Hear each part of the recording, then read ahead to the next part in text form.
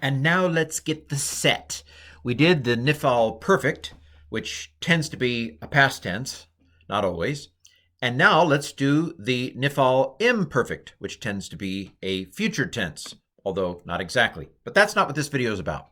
So the imperfect puts stuff on the front. The perfect puts stuff on the end. The imperfect puts stuff on the front. And you'll notice that the stuff that the Niph'al imperfect puts on the front is exactly the same. It's exactly the same as what the call stem put on the front. It's exactly the same as what the Niph'al put on the front. And it's exactly the same as what the Niph'al put on the front.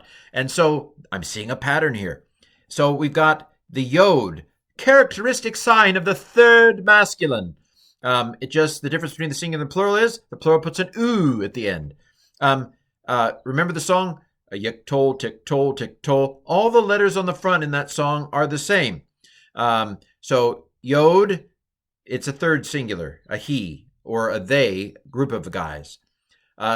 Tick a tail, and go with it. Pick a tail and go. No, that's not it. So this is a third feminine singular. She will kill.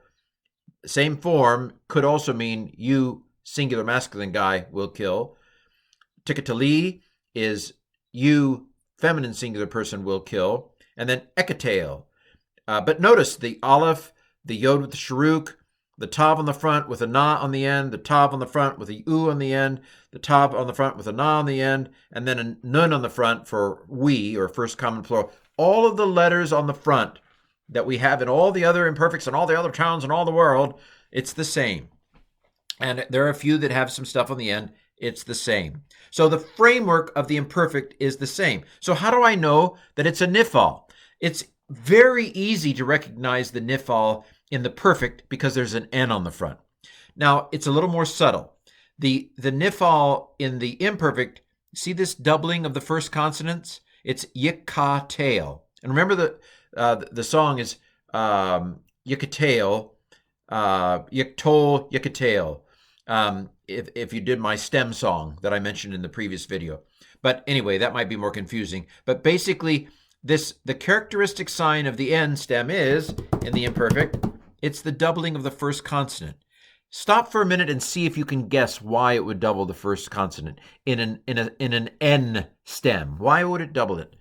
Why? Because a nun is assimilated, right? Nun assimilates when no vowel separates. So this would be theoretically yin-ka-tail, but there was nothing between the nun and the kof and got sucked into. And so we have a doubled kof here, a doubled first consonant, and that's the big sign. The big giveaway of the Niph'al imperfect is a doubled first consonant. Now, I know you're very smart. You're probably thinking, what happens if a guttural is the first consonant?